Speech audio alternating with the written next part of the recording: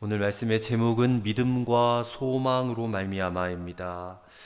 오늘은 바울이 재판을 받는 장면으로 시작이 됩니다. 1절에 보면 닷새 후에 대제사장 아나니아가 어떤 장로들과 한 변호사 더둘로와 함께 내려와서 총독 앞에서 바울을 고발하니라 했습니다. 그러면 지금 이 재판의 원고가 누구입니까? 원고는 이제 고발하는 자죠. 주체가 대제사장 아나니아가 원고입니다. 그리고 바울이 피고인이죠. 그럼 이 대제사장이 이 원래는 성전에서 제사를 집례하는 사람 아닙니까? 1년에 한 차례 대속죄일에 성전 안 깊은 지성소까지 들어가서 그렇게 하나님께 거룩한 제사를 올리는 그런 사람이에요. 그러면 굉장히 이 유대인들에게 있어서 또 온 그 주변 사람들에게 있어서 거룩한 영향력을 미치는 그런 사람이라는 뜻을 가지고 있습니다. 그러면 당연히 율법도 유대인의 율법이 있잖아요. 가장 앞장서서 지켜야 되는 그런 본을 보여야 될 사람이 대제사장이라는 사람인데, 그러면 따지고 보면 율법에 의하면 이 유대인들은 이방인들과 함부로 접촉을 해서는 안 돼요. 대화를 나눠서도 안 되고 가까이 가서도 안 돼요. 철저히 금하고 있어요. 근데 지금 이 대제사장이란 사람이 이방인의 법정에 나온 거예요. 그리고 이방인들과 말을 섞으면서 이방인들에게 지금 바울을 고소하고 있는 겁니다. 그러니까 이 대제사장이란 사람 자체가 이 지금 자신의 목적을 이루기 위해서 율법 어기는 것도 뭐 아무렇지 않게 지금 생각하는 거예요. 이 상황이 이러면 주변에 있는 사람이라도 대제사장께서 그렇게 하시면 안 됩니다라고 말려야 될 텐데, 오히려 그 장로들, 그 사내들인 법정의 최고 지도자들이 오히려 함께 왔다고 지금 얘기를 하고 있어요.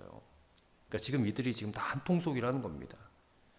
율법을 잘 지키고 본을 보여함에도 불구하고 자기들 눈에 이 가시 같은 사도 바울을 죽여버리기 위해서 율법을 어기는 것도 전혀 개의치 않는 사람들이에요, 이 사람들이.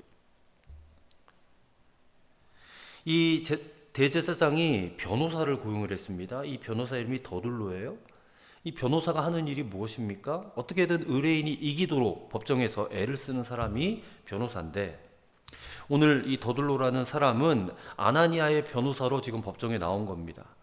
자, 그런 더둘로의 송사 내용을 보면 이 첫 마디부터 이 사람이 얼마나 타락한 사람인가를 볼 수 있게 돼요. 자, 2절 3절입니다. 바울을 부르매 더둘로가 고발하여 이르되 벨릭스가 가여 우리가 당신을 힘입어 태평을 누리고 또 이 민족이 당신의 선견으로 말미암아 여러 가지로 개선된 것을 우리가 어느 모양으로나 어느 곳에서나 크게 감사하나이다, 이렇게 말을 해요. 자, 이건 뭐 재판장 벨릭스잖아요. 재판장을 뭐 이렇게 존중하는 차원을 넘어서서 완전히 그냥 아첨하는 거잖아요. 과장된 아첨을 하고 있어요. 왜냐하면 이 벨릭스라는 사람의 이 잔혹한 행위가 당시에 널리 알려진 사실이기 때문에 그래요. 유대 역사가인 요세푸스에 의하면 이 벨릭스라는 사람은요, 총독이라고 하는 특권을 이용해 가지고 온갖 뇌물이란 뇌물은 다 받아먹고 또 여색을 탐하고 온갖 악행을 다 도모하면서 자신의 이 비위를 거스리는, 심기를 거스리는 자는요 그냥 사정없이 암살하기도 했다는 거예요. 이 아나니아가 대제사장 되기 직전에 그 대제사장이 요나단이라는 사람인데, 이 요나단이 벨릭스의 잘못을 지적을 한번 했대요. 그랬다가 이 벨릭스가 보낸 이 암살단에 의해서 살해를 당한 사실이 공공연한 비밀이었다고 합니다. 그렇게 악한 사람인데 이 더둘로가 지금 그 앞에서 당신이 지금 뭐 선견을 힘입어서 우리가 천하태평을 누리고 있다, 여러 가지로 우리의 삶이 복지가 개선되었다, 이런 식으로 지금 아첨을 떠는 거예요. 왜 이렇게까지 말을 하는가? 심기를 거슬릴 이유가 없잖아요. 불편하게 할 필요는 없잖아요. 왜요? 총독의 심기를 좋게 해가지고 잘 구슬려 가지고 우리가 원하는 결과를 얻어내기만 하면 되는 거니까. 그러니 이 지금 더둘로라는 사람도 한통속이에요, 한통속. 비슷한 부류의 인간이에요. 자기들이 원하는 결과를 얻어내기 위해서는 말도 안 되는 일들도 막 하고 심지어는 거짓말도 하고 이렇게 아첨도 하고 그런 사람들이 지금 이런 사람들이라는 겁니다. 그러니까 이런 인간들이 모인 곳이 바로 세상이에요. 세상.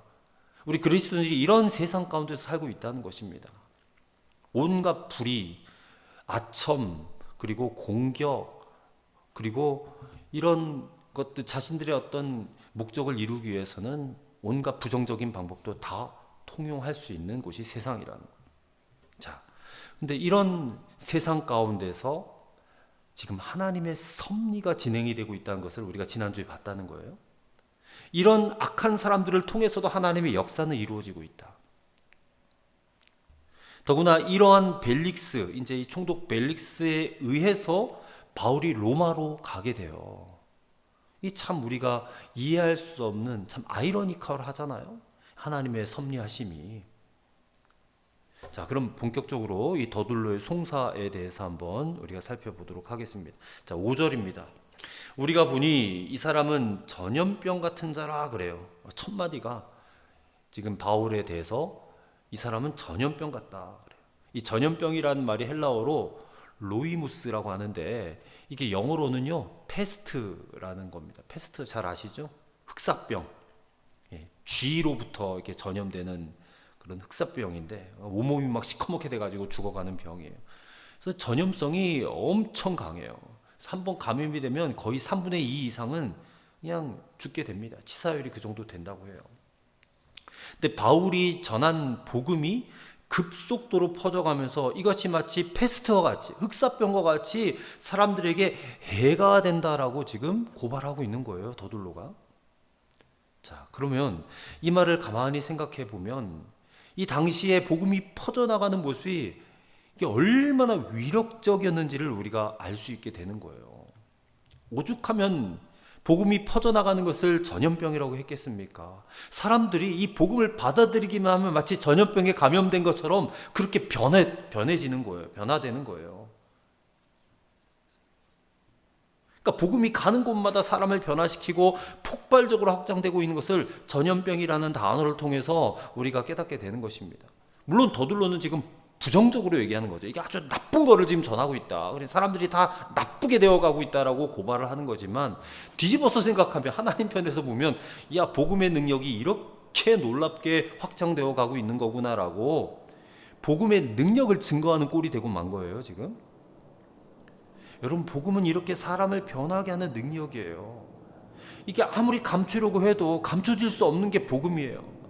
패스트처럼 흑사표처럼 이렇게 순식간에 퍼져나가는 것이 복음의 능력이에요.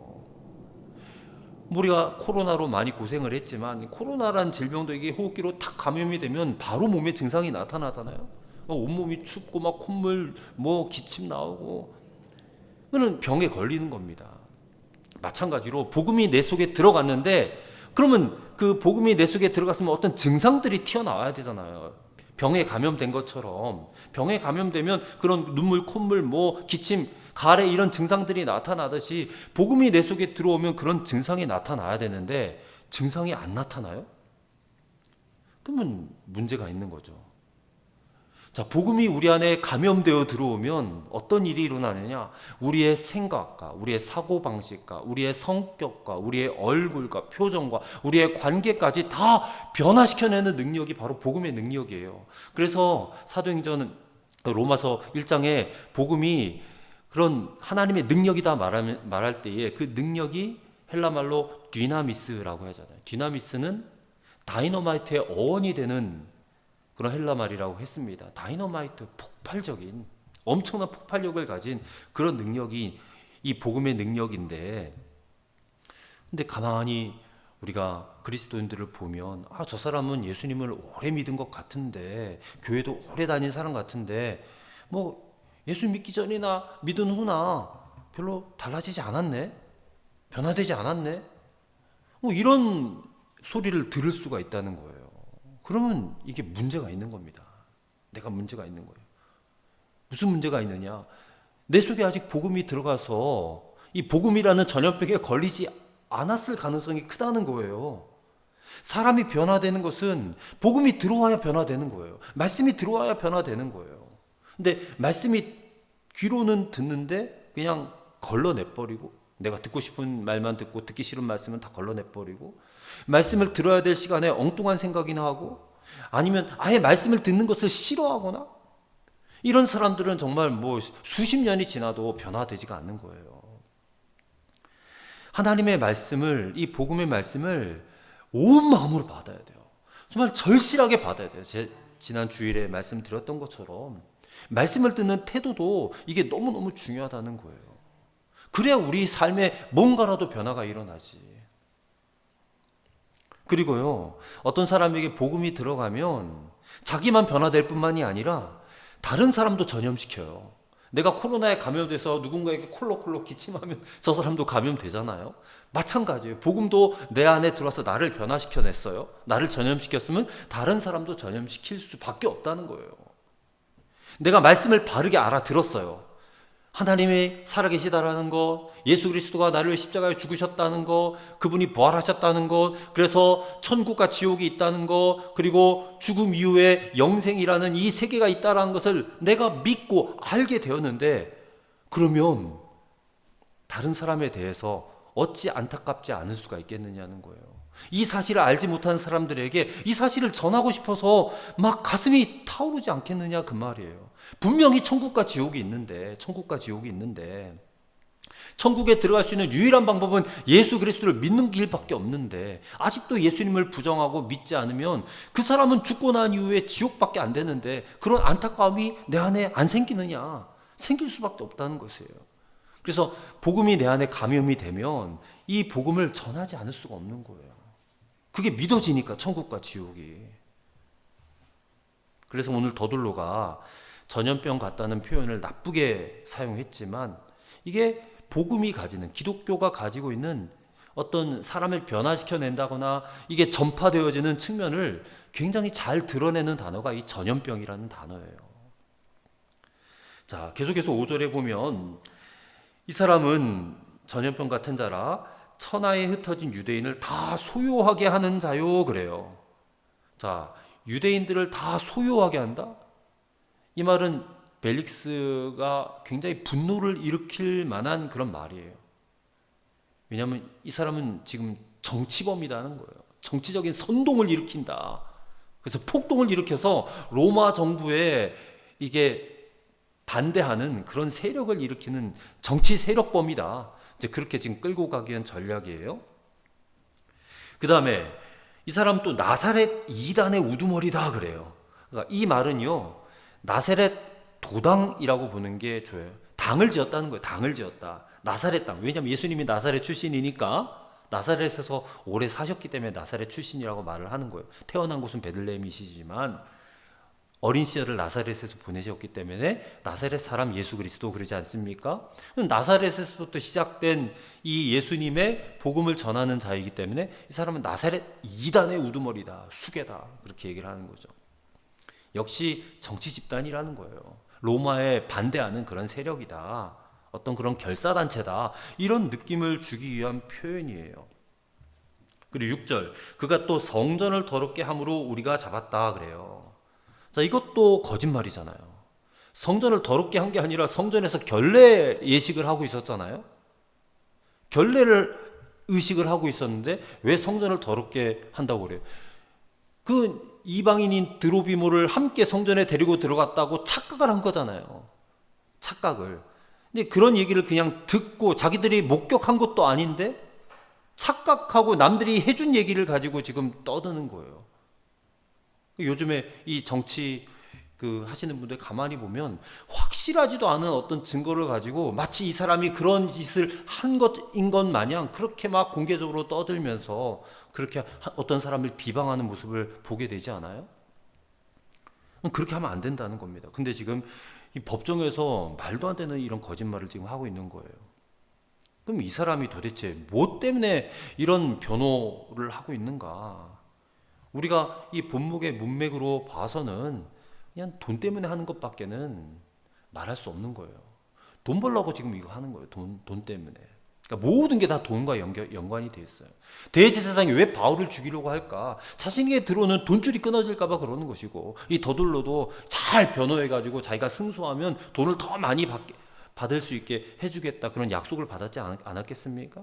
결국엔 다 돈에 이끌려 가는 사람들이라는 거예요. 자, 그런데 이제 이어지는 바울의 변론입니다. 자, 바울의 변론이 10절부터 시작이 돼요. 총독이 바울에게 머리로 표시하여 말하라 하니 그가 대답하되 당신이 여러 해 전부터 이 민족의 재판장 된 것을 내가 알고 내 사건에 대하여 기꺼이 변명하나이다 그래요. 자, 앞에 더둘로는 이 벨릭스의 환심을 사기 위해서 온갖 아첨의 말은 다 했는데, 바울은 말이 아주 간결하죠. 아첨의 말이 전혀 없죠. 그리고 더군다나 바울은 지금 변호사도 없어요. 그냥 자기가 혼자 변론하고 자기가 혼자 막 증언을 하는 겁니다.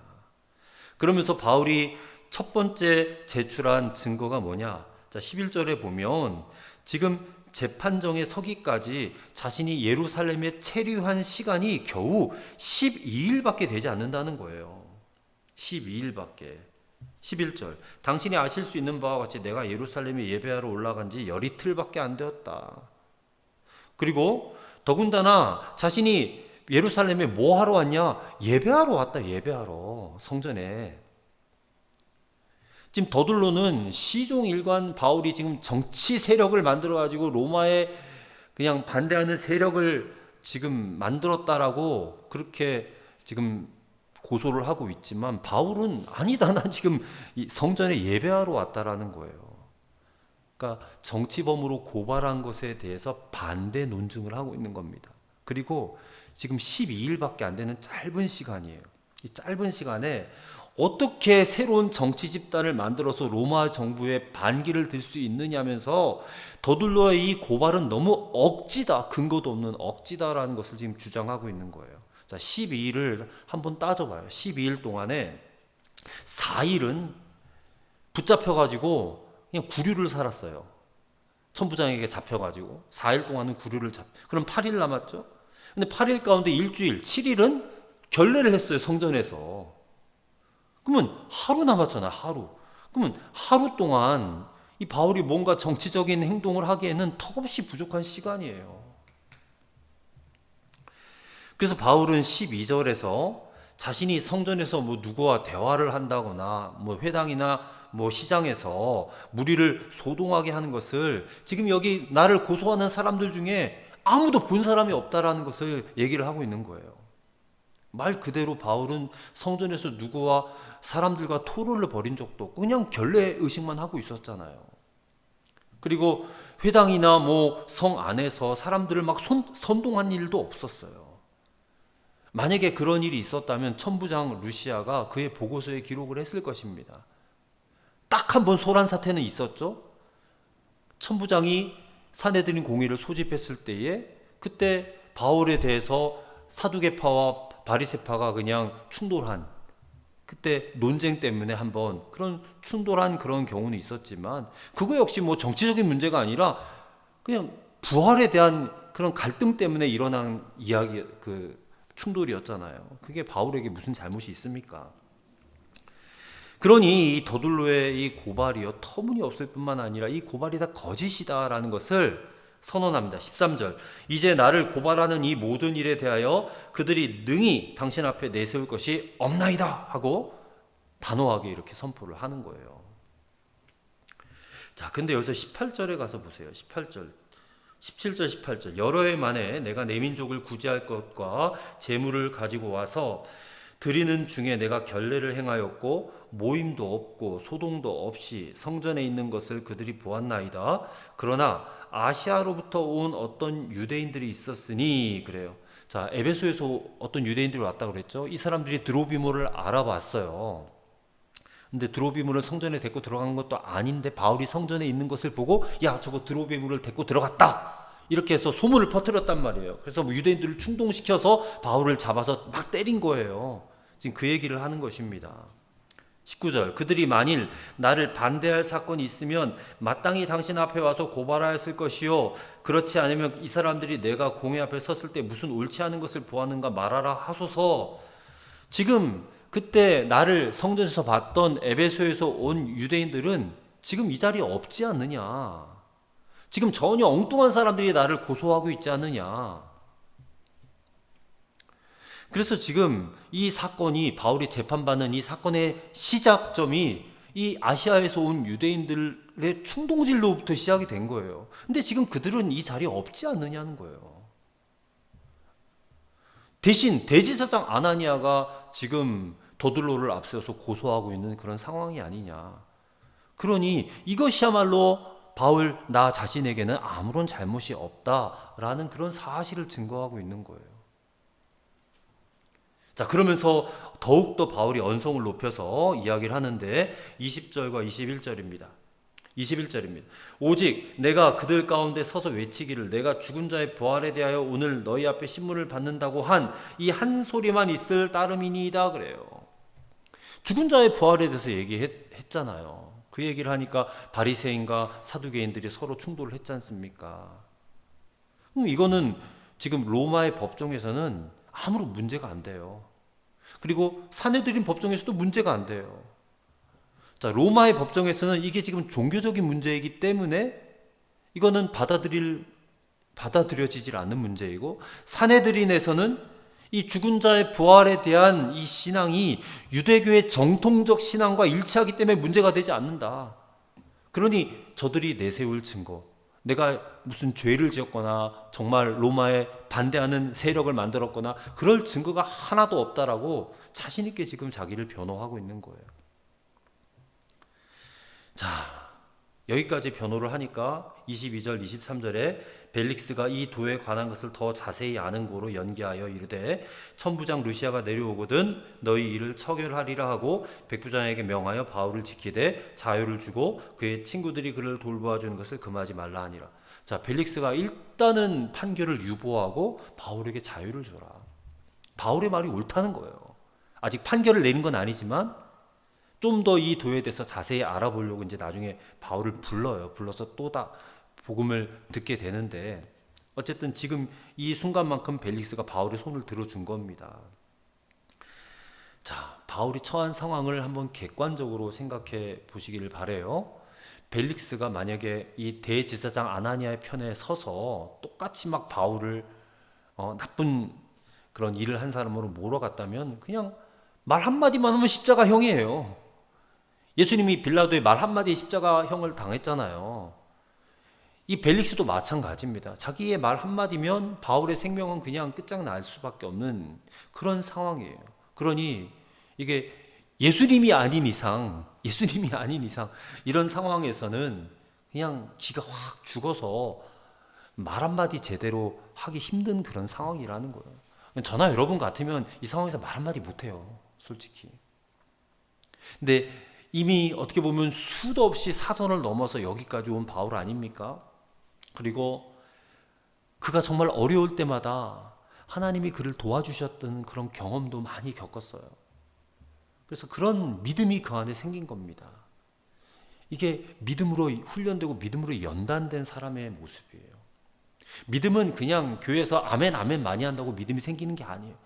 이런 정말 사선에 서는 그런 경험들이 계속해서 반복적으로 되어지면서 그런 믿음의 연단이 되어져야지만이 진짜 믿음이 드러나는 거거든요.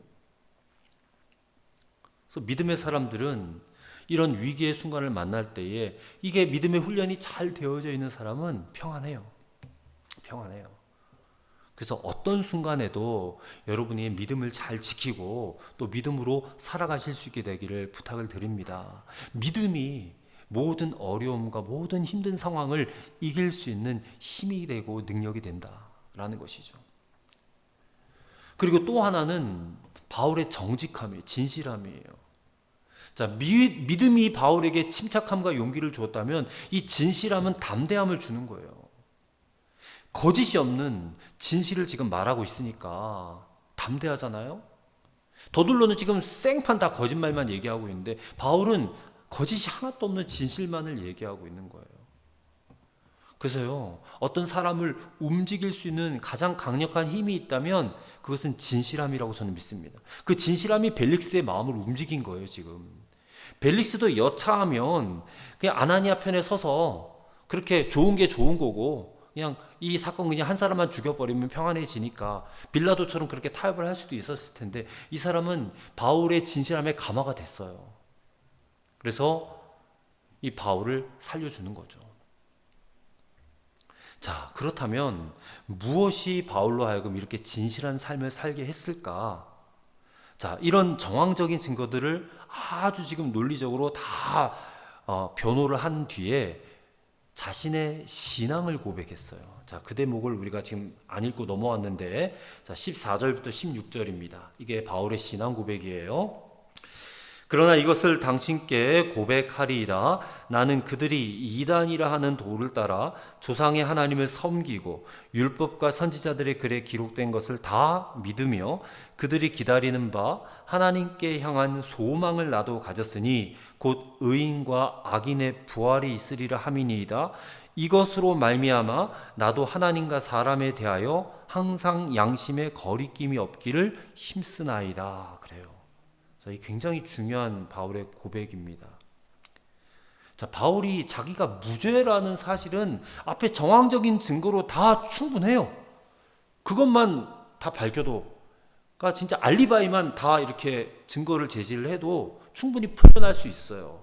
근데 바울은 지금 그것보다, 그런 정황적인 증거보다 자기 자신이 가진 믿음과 소망 때문에 내가 지금 하나님과 사람 앞에서 양심의 거리낌이 전혀 없다.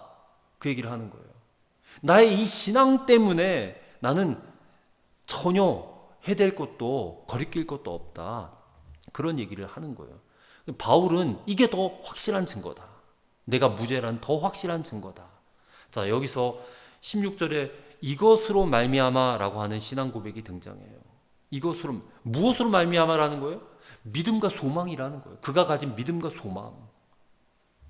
정황적인 증거 충분하지만 그것보다 이것으로 말미암아, 내가 가진 믿음과 소망으로 말미암아 내가 모든 일에 양심의 거리낌이 없이 살아가려고 나는 노력하는 사람이다. 그런 얘기를 하는 거예요. 우리가 이렇게 말을 해야 돼요. 세상에 대해서 내가 가진 믿음, 내가 가진 이 소망이 나로 이렇게 살게 합니다. 나로 이렇게 정직하게 살게 합니다. 거짓이 없는 믿음으로 살게 합니다. 진실하게 살게 합니다. 라고 말할 수 있어야 돼요. 거침없이. 얼마나 바울이 지금 믿음을 중요시 여깁니까? 얼마나 소망에 붙들려 살아가고 있습니까, 바울이? 이 믿음과 이 소망이 있기 때문에 거리낌 없는 삶을 살기 위해서 애쓴다. 우리가 그렇게 해야 된다는 거예요.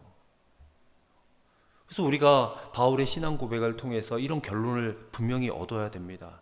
말씀을 믿으셔야 돼요. 복음을 믿으셔야 돼요, 정말. 그리고 천국 소망이 있으셔야 됩니다. 천국 소망은 부활의 소망과 똑같아요. 왜냐하면 우리가 천국 갈 때 이 썩어질 육체로 가지 않거든요. 우리가 천국 들어가는 것은 부활의 몸을 입고 들어가요.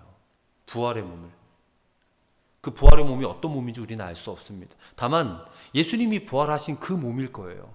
영원히 늙지도 썩지도 병 걸리지도 않는 완벽한 몸을 가지고 천국에 들어가게 될 겁니다. 이 사실을 믿는 거예요. 우리가 신앙 고백, 사도신경 고백하면서 항상 고백하지 않습니까? 내 몸이 다시 사는 것과 영원히 사는 것을 믿사옵나이다 하지 않습니까?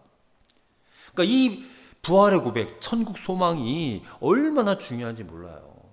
내가 여기서 이 늙어 병들어 썩어 없어질 이런 육체를 가지고 이 땅에서 영원히 사는 게 아니다라는 거예요.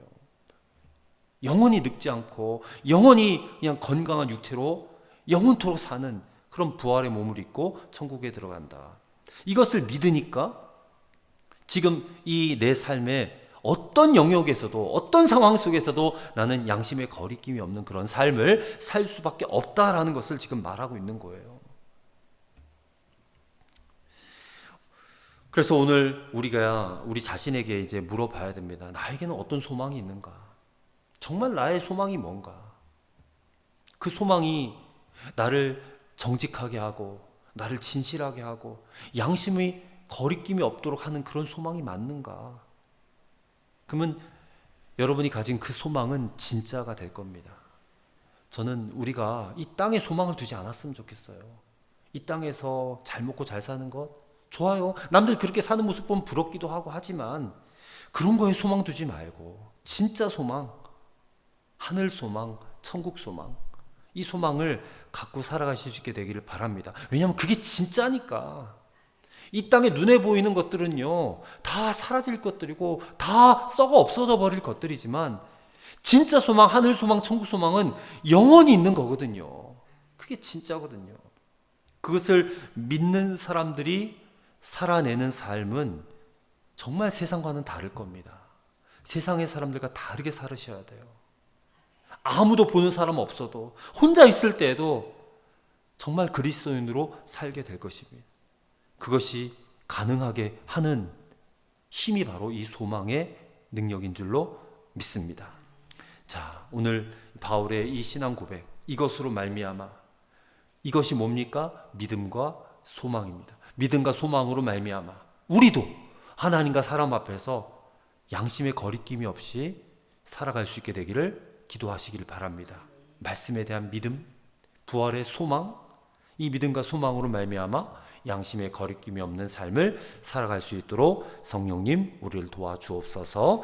간절하게 이 시간 합심해서 기도하도록 하겠습니다. 사랑과 은혜가 많으신 좋으신 아버지 하나님, 오늘 사도 바울이 예루살렘으로 가는 이 여정에 아버지 하나님 이렇게 악한 사람들을 둘러싸여서 그들로부터 고소도 당하고 고발도 당하고 이렇게 어려움도 겪고 있지만 하나님, 이 모든 사람들을 통해서 하나님의 섭리가 완성되어져 가고 있음을 우리가 보게 됩니다. 하나님, 그들 속에서 사도 바울이 지금 어떤 모습으로 서 있는지 이것이 우리에게 얼마나 중요한 부분입니까? 하나님 아버지, 우리를 둘러싼 현실도 그때나 지금이나 별반 다를 바가 없는데 바울은 자신이 가진 하나님에 대한 믿음, 말씀에 대한 믿음, 이 복음에 대한 확신을 가지고 예수 그리스도에 대한 이 확실한 신앙을 가지고 이 난관을 하나님은 잘 헤쳐가고 있음을 우리가 보게 됩니다. 또한 그가 이제 마지막에 얻게 될 천국 소망, 이 부활의 소망을 가지고 담대하게 양심의 거리낌이 없이 살기를 애쓰고 있다라고 하는 이 신앙의 고백이 오늘 우리의 고백이 되게 하여 주옵소서. 이 약한 세상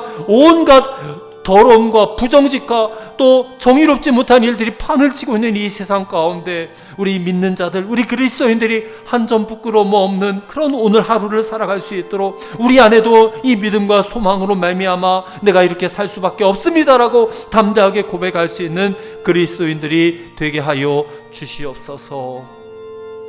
하나님 아버지, 아무것도 잘못한 것이 없이 억울한 재판을 받을 수밖에 없었던 사도 바울의 그 배후에 그를 로마로 인도하여 가고 계시는 하나님의 보이지 않는 은혜의 손길을 우리가 보게 됩니다.